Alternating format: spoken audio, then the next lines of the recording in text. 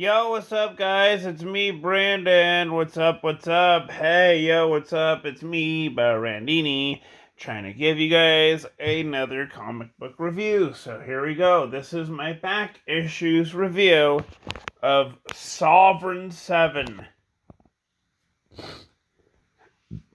Sovereign 7. DC's answer to Image's Youngbloods. This issue was really good. And I mean really damn well put together. I love the art. I love the dialogue. I love the story from A to Z. I loved it.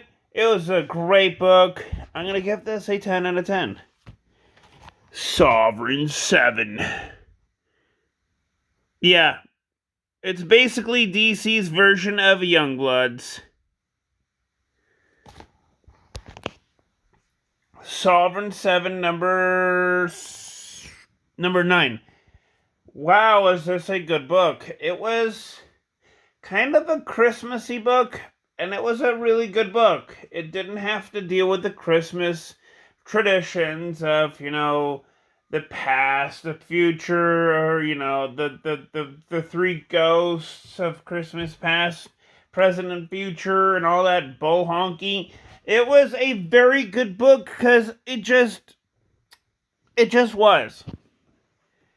It was very well defined, and I am excited to read this.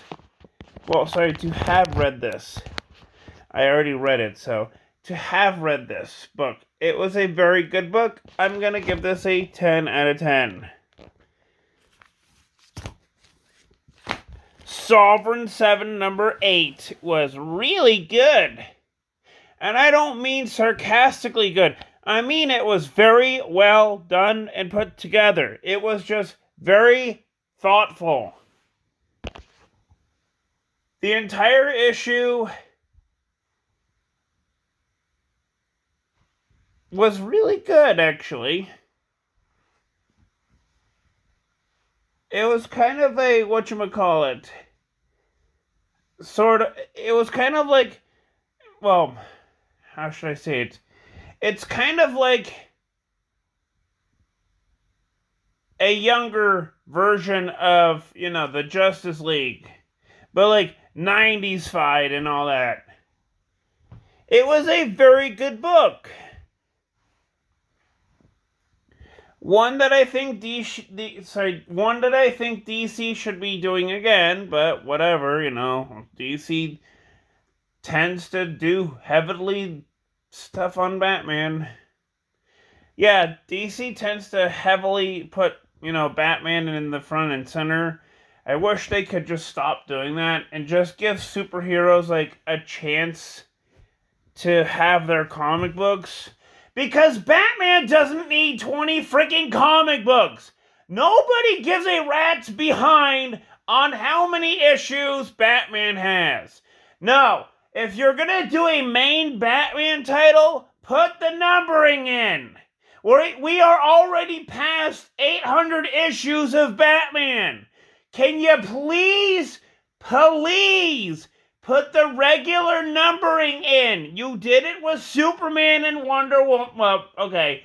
You hinted at it with Superman. You did it with Wonder Woman and now The Flash. Can we please put a regular numbering on Batman? Please!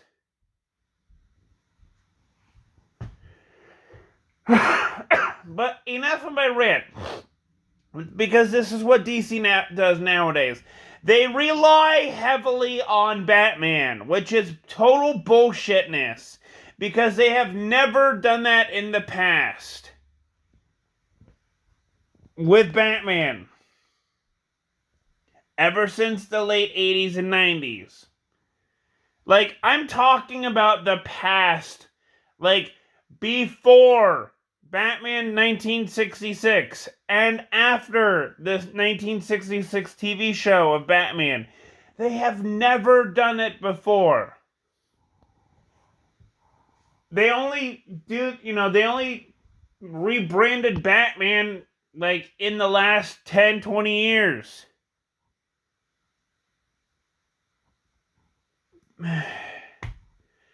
DC should just give up on writing 20 or 30 stories on Batman.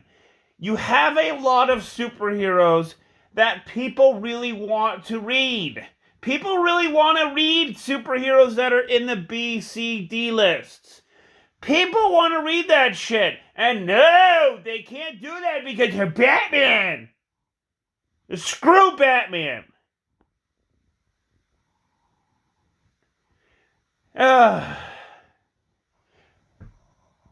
DC, please, please, please renumber your entire Batman comic.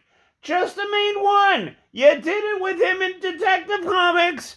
Can we please do it again with the real one? You know, the real deal. The real Batman comic book. Come on.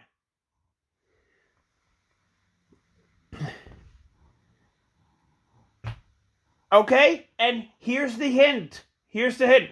Okay, take the numbering from Batman from December 2011, add 52 issues, and then add another 100 and something issues. It's not hard. Jesus. It's not hard. But I'm getting sidetracked. This was a very good book. I'm sorry for the rant. I am not sorry for DC for doing this shit because they have done this shit for like 10, 20 years now. That's gotta stop. David Zaslav, please tell DC to get off their ass with Batman. And make good comic books with other superheroes. Have Batman have only 2 comic books. That's it. Just the main one and Detective Comics. Nothing else. Okay? You can then keep Catwoman and Nightwing and Robin. There's your Gotham. There is your Gotham City. For people that really want to read Batman. You have 5 main books. Okay, then put like, I don't know, maybe a Captain Atom book, maybe a Hawkman book, a Blue Beetle book, maybe, I don't know, let's see, I don't know. Another book that does not have to deal with Batman? Please? Hell, who knows? Maybe a new Guardians book featuring the characters from the Steve Englehart maxi series. There. Now you have, let's see, 11 different issues left to go. I gave you 4 of those issues that I want to see happen. And if DC could just get off their asses and do it, that would be great. David Zaslav, please pressure them the fuck out. Seriously, pressure them the fuck out. Please. This is a good book. This is definition of a good book. It has 7 plus characters in it. The dialogue is crappy, but who gives a crap because the art is great? And that's all you really need for a comic book. You don't need to have good dialogue. You could just have you could just have really good artwork. Really expressive artwork. You don't need to have good dialogue, is what I'm trying to say. And yes, I'm kind of very tired right now. But honestly, DC, just do this one fucking thing for me. Get rid of your Batman fucking extra titles. You have 15 of them. Get rid of them.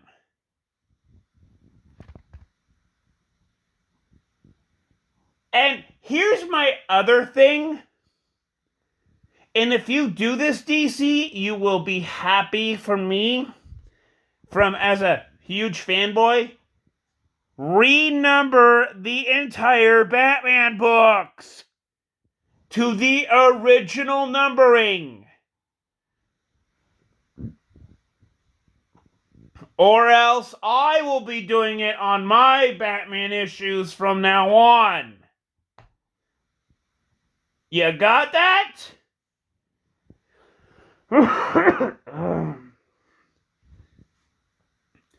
And if you cancel every other Batman title except for the main 5, you can add those 4 superhero teams and, individuals that I just gave you as a suggestion, and then you would have 11 more comic books to put in.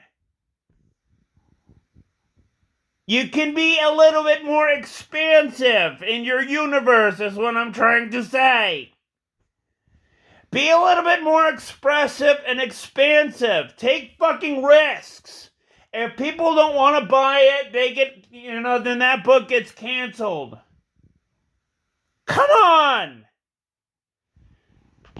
By the way, 10 out of 10. Really good book. Sovereign 7 number 3 was really good and very well done. The story and the art are so expressive. Wow. It brings back good memories. And I'm definitely going to give this an A+ in my book, 10 out of 10. Hawk and Dove issue 1 for issue 2. Well, it's not an issue, but it's an annual issue 2. Hawk and Dove.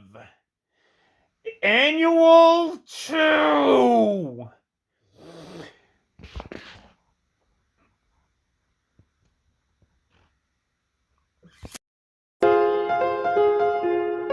And Monarch can go to hell.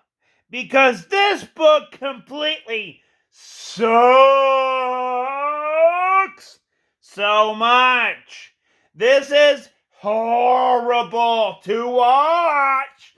Because, oh my God, when I was watching and reading this book, oh my God, the Monarch kills Dove to advance Hawk's story. Go to hell, Monarch. Go to hell. And that is why I'm going to give this book a 1 out of 10. Oh my God. This story was horrible. Oh my God. This story was horrible. Not only did he kill Dove to advance Hawk's story, but Hawk gets completely insane about this drive because of his chaotic nature. When I say baloney, they didn't need to kill Dove. And in a later issue, in a later comic book, this gets retconned. Great! Ugh. I feel like this whole thing with Dove getting fridged and then resurrected was just, I don't know. I guess it was like a huge butcher knife to the fans, because this was a complete screw you to the people who read Hawk and Dove, especially in 1991. Which, thank God, I was not alive. I was not even conceived, so, at the time. But I can't even imagine people reading this and thinking, oh, hell yeah, that's what Monarch should be doing in 1991. Screw that. And this was all to go ahead and introduce Wave Rider. Thank God this gets retconned again and again and again and again, to the point where, oh, let's see, yeah. Let's see. Oh, in Infinite Frontier number 0, Extant wanted to create Zero Hour again. Yeah, again. Oh, and in this issue, this one right here, Hank Hall, which is this guy right here, that is Hank Hall. Okay? He gets to become Monarch. And yes, he kills Dove. But not this version. Oh, no. A future version.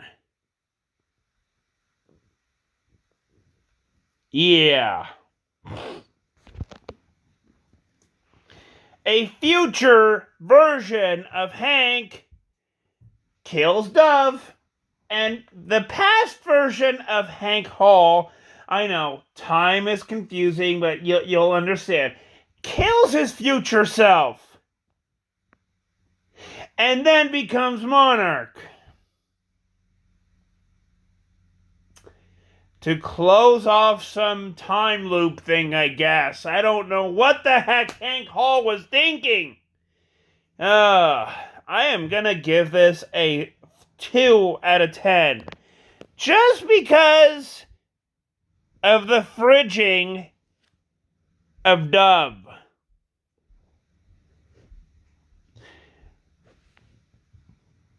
And it's not just that.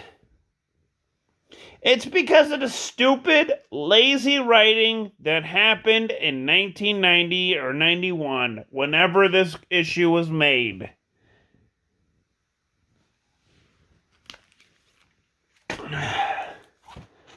Okay, now we're going back to the 80s, which, yes, late 80s, July 88, and this is the 4th issue of DC Comics' The Weird.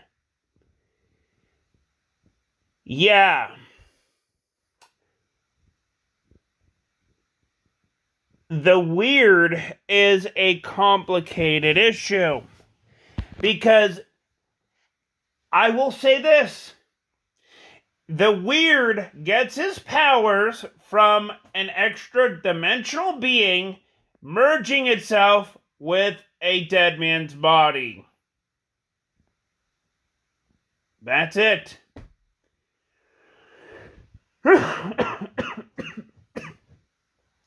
Oh, and the extra-dimensional beings? Yeah, they're energy-based. And that's it. And they were so powerful that they were able to affect Nucleon, which is, well, a member of the whatchamacallit team at the time.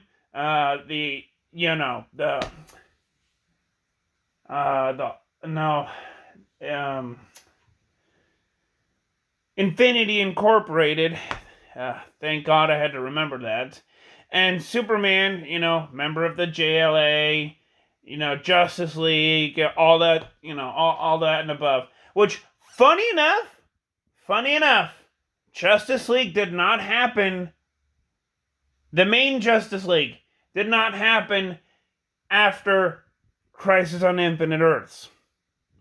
It was the JLI. Because the main Justice Leaguers, technically, yes, they were a part of the main the main Justice League teams and all that. And they did function with, like, the main Justice League teams at the time. JLI, Justice League of America, Justice League Task Force, Justice League Europe. Yeah, they kind of were, affiliated, let's just say, with the team. During the time of the late 80s, early 90s, and late 90s. But this issue does not have any of that, which is a breath of fresh air. And I love this book. I wish that they made more than 4 issues, but hey, gotta get off somewhere, introduce a character and then kill him off in the 4th issue. Am I right, DC? Yeah, am I right?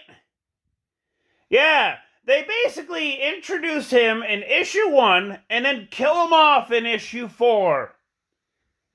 DC, when lame superheroes go to waste, you give them 4 issues. And I will give this issue a 10 out of 10. Just this issue.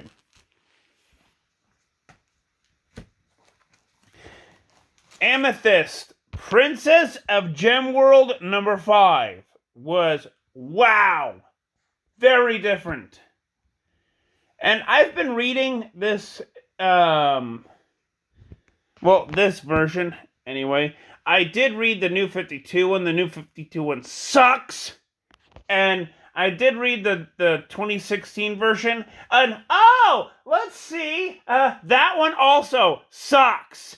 But this original one, really good. This kicks both of their butts.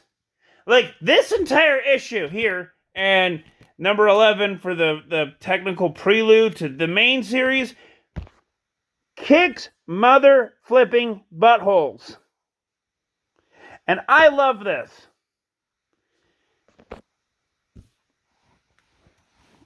The issues, this issue and this issue right here, boom, boom, both were very, very good.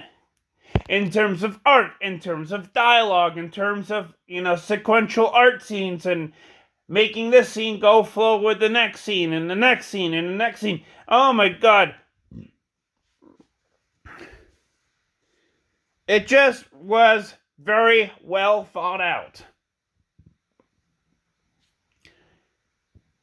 And for those people who do not know who Amethyst is, think of this.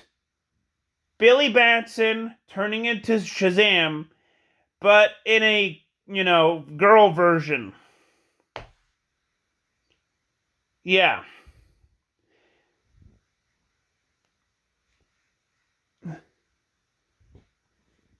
But instead, it's like Amy, I can't remember her last name anyways.